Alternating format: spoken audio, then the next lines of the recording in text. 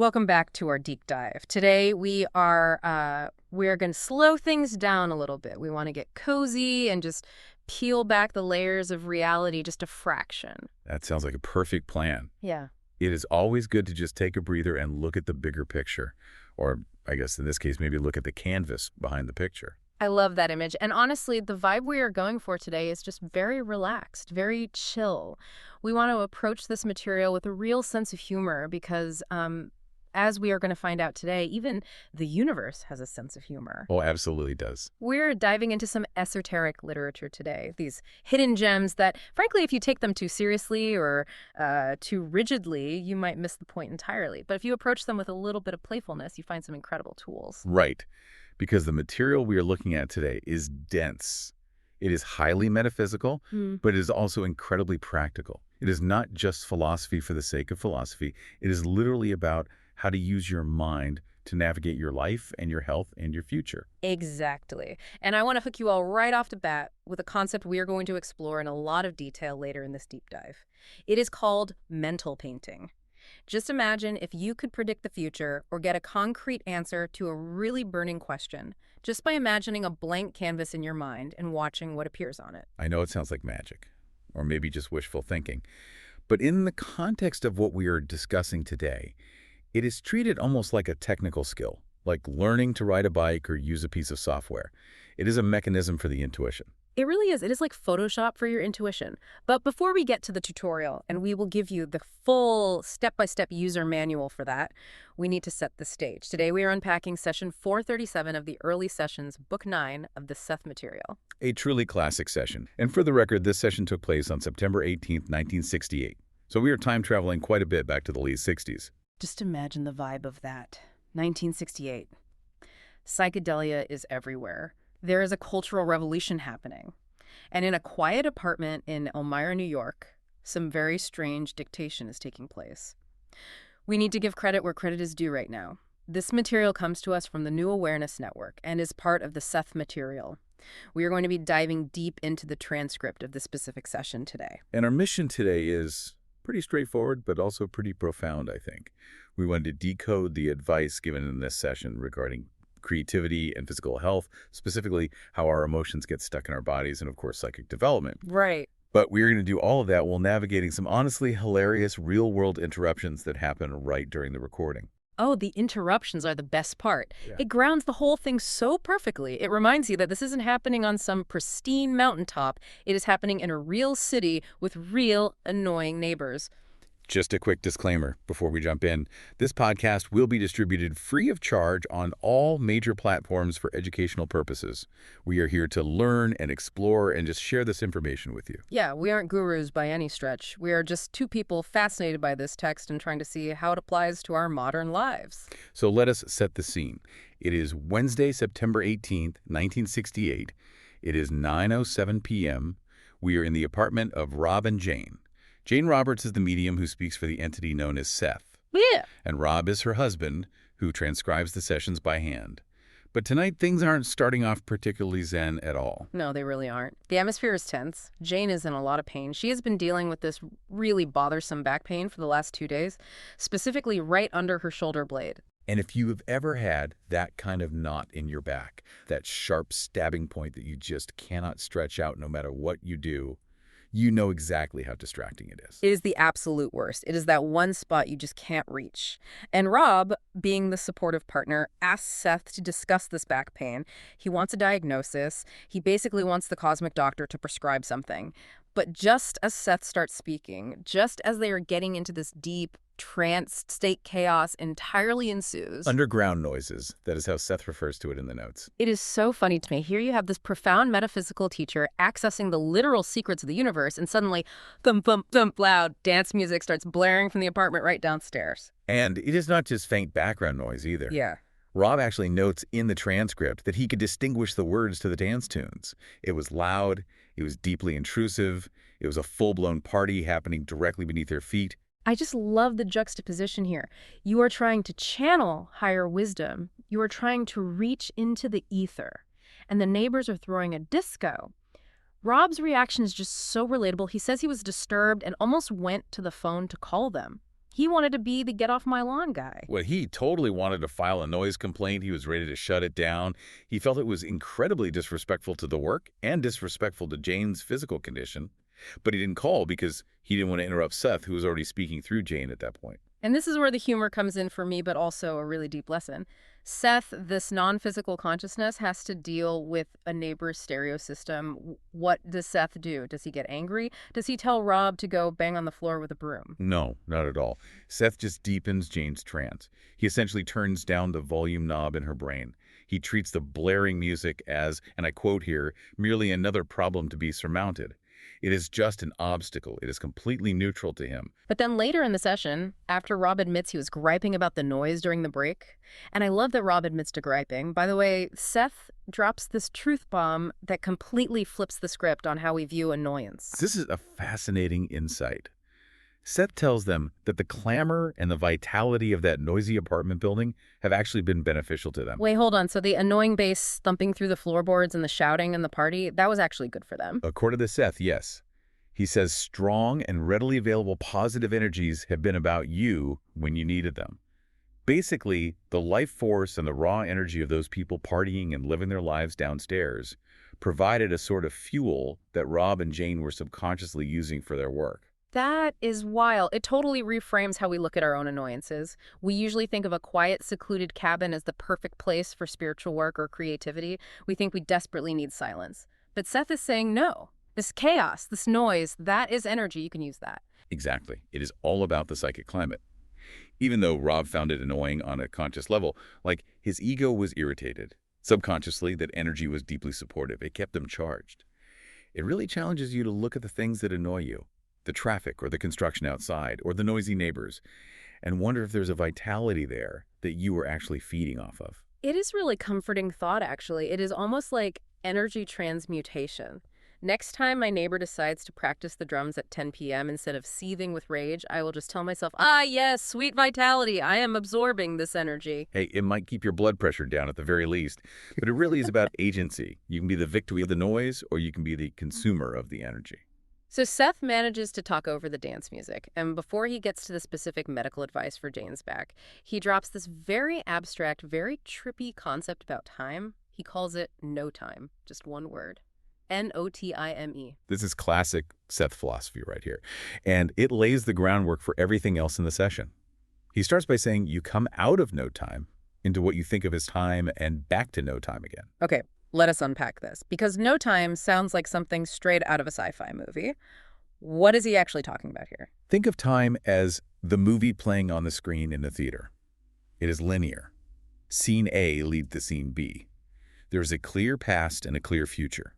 No time is the projection booth. Or maybe even better, it is the studio where the movie is actually being made. At a backstage area, the place where the script is written. Right. Seth says in no time is the energy that provides the basis for time as you presently experience it. It is the source code. It is where the reality we experience is actually constructed before we experience it linearly. So when we are dreaming or when we are in a deep creative flow, are we in no time? Precisely. Seth says in various dream states you do delve into no time. And it is, of course, here that you have your primary existence and the ground of your identity. That is a heavy statement. Primary existence. So our real life and our real self is actually hanging out in this no-time zone. Mm-hmm. And the physical life we're living right now, this conversation we're having or the drive to work is just what? A field trip? A transposition. Yeah. He says the time system is only transposed upon it, like a filter overlaying the deeper reality. And the reason this matters, and why he brings it up right before discussing Jane's back, is that no time is where the work gets done. If you want to heal your body, or create a painting, or change your future, you have to dip into that no-time state to make the changes which then play out in time. That makes perfect sense. It is like if you want to change a website, you don't just paint over the computer screen with a marker. You have to go into the code, into the back end, to the server room. No time is the server room of reality. That is a perfect analogy. And Rob and Jane, with their psychic work, are essentially learning how to be sysadmins of that server room. Mm-hmm. They're learning to log in to the root directory. I want to be a reality sysadmin. That sounds like a very cool job title. Okay, so we have established the metaphysics. The server room exists. Now let us get physical. Let us talk about Jane's back, because I think this is something every single listener can relate to. Physical pain that has a weirdly specific emotional cause. Seth transitions from the high-level Notime talk directly to the knot under Jane's shoulder blade. Yeah. And he doesn't say, oh, she slept funny or she needs a new mattress. No. He goes straight for the psycho-emotional jugular. What was the root cause? A book chapter. Specifically a chapter she just finished writing. A book chapter gave her back pain. How does that even work? It is all about the fear of rejection. Seth explains that Jane was hiding the importance of her own work from herself. She really cared about this chapter. She knew it was good, but she was terrified that the publisher would reject it. So she was playing it cool, just Right. pretending it didn't matter. Exactly. She was trying to trick herself. But her body knew it mattered. Seth points out her posture.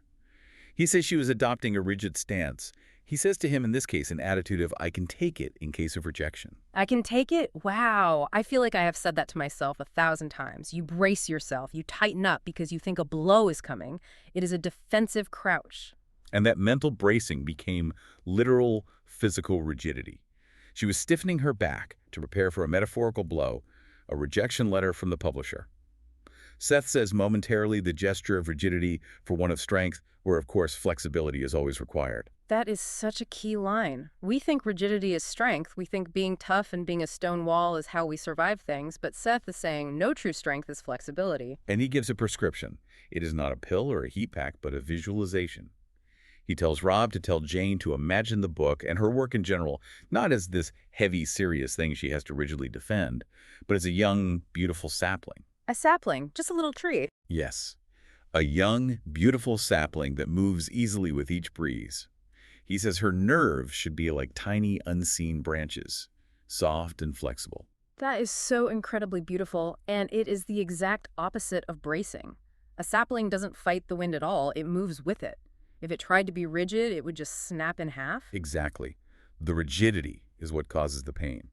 The flexibility brings the relief. And there was another physical symptom Seth noticed too, her breathing. Oh, right. He mentioned she was holding her breath, didn't he? He says the condition catches her when she attempts to breathe deeply. She was literally afraid to take a deep breath of relief. Why? Who is afraid of relief? That sounds completely counterintuitive. It does, until you examine the psychology of control. Someone who is afraid of letting their guard down is terrified of relief. Seth says he was afraid the chapter would catch him up just when he was ready to relax and let go. Basically, if she took that deep breath of relief, she would be admitting that she was finished and that she cared and that she was now entirely vulnerable to the outcome. Wow. Holding a breath was a way of staying in control, of not releasing the work into the world. That is deeply relatable. How many of us finish a big project and instead of celebrating, we just stay tense, we don't exhale, we just immediately move to the next worry because if we relax, we might get hurt. Seth's advice is clear on this. Grant yourself the release. Take the deep breath. Be the sapling. Admit that the work is important to you and that it is okay to be vulnerable. The tension is actually protecting you from absolutely nothing. It's just causing you physical pain. It is funny because Rob asks, how can I help her? And Seth basically says, you are already helping more than you know. He talks about the psychic environment between two people living together. He says any two or more individuals living together live in a psychic environment formed by all involved. So if one person is sick or stressed, they become susceptible to negative vibes. The partner can telepathically and verbally insert ideas of confidence and strength. So just by Rob being confident in her work, he is actually helping her back pain. Precisely. You can change the inner climate for your partner. You act as a stabilizer for the psychic atmosphere in the house. That is some really powerful relationship advice. Okay, so we have fixed the back pain with a sapling visualization. Now we move to the part of the session that really blew my mind. This is where Seth turns his attention to Rob. Rob is an artist. He is a commercial painter. And Seth decides it is time for a lesson in, well, let us call it psychic art. This is a fascinating pivot in the session. Seth tells Rob that his clairvoyant abilities have taken a leap forward through his painting, even if Rob hasn't realized it himself. I love that. Surprise, you leveled up and you didn't even know it. And because of this leap, Seth introduces a specific method for Rob to use his inner senses. This is the mental painting technique we teased right at the beginning. Let us walk you through this step by step, because this isn't just theory, this is a highly practical exercise. How does it work? Okay, so step one, you need to be in a relaxed state. Seth suggests doing this as if you were starting to paint a real picture. You imagine a blank canvas, or a board, or a framed picture. Whatever works for your mind, just a blank space in your mind's eye. Got it. Blank canvas in my mind. I am visualizing a nice stretched canvas sitting on a wooden easel. Step 2. You have a question. You want to see a future event or get an answer to something. Seth says, request to see the images of certain persons at a given time or situation in the future.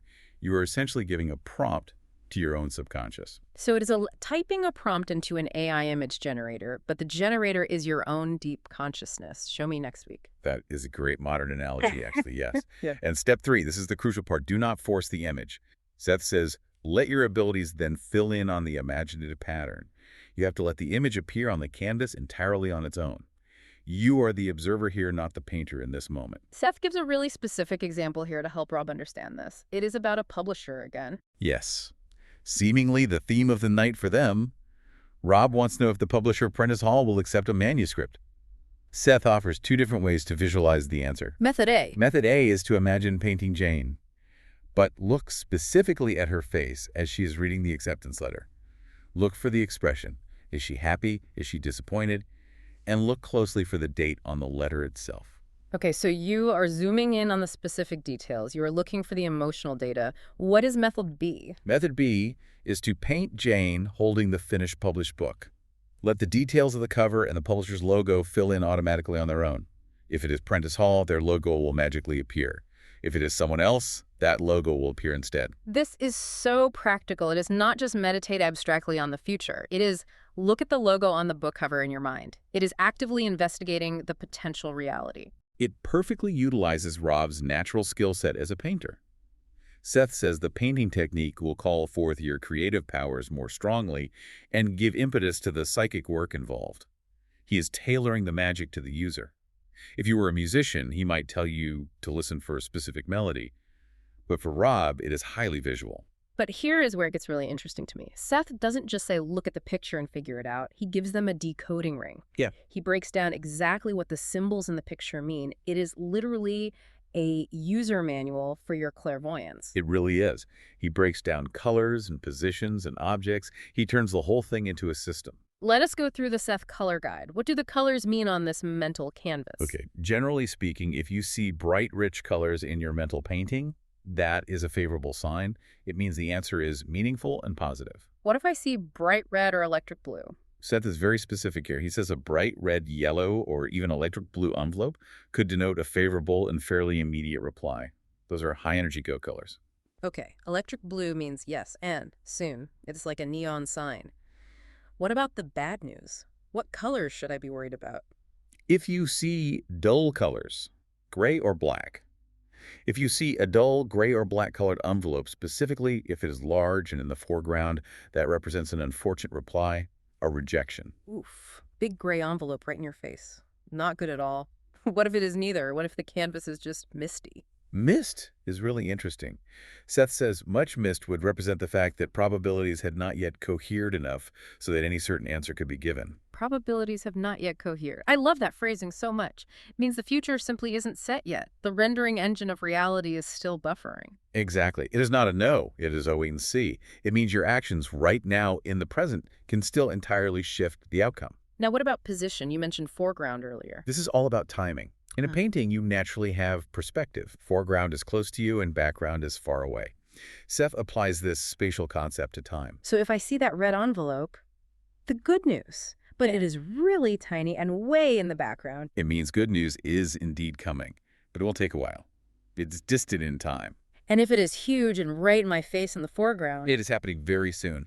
Fairly immediate, as Seth puts it. Seth also mentions some specific object symbols that Rob might see. He talks about a road. Right, the road. The length of the road in the painting represents the time between you and the event.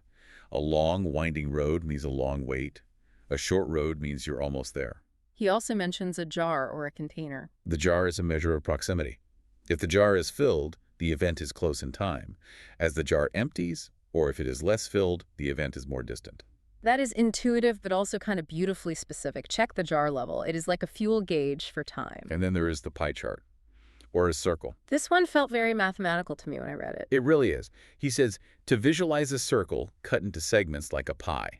If you want to know which month something will happen, you visualize 12 segments. Okay, so I have my mental pie. Then you just watch the painting, see how many segments are removed. The removed segments represent the actual months that will pass before the event occurs. It is literally a countdown timer. 3 slices gone. Okay, that means 3 months. It is. Yeah. Seth is basically giving Rob a suite of dashboard widgets for his mind. Here is your time to event pie chart. Here's your probability status color code. It is amazing because Rob is an artist, so Seth uses visual language. I genuinely wonder if Rob was a musician, would Seth use chords? Like, a major chord means good news, and a diminished fifth means rejection. Oh, I would almost guarantee it.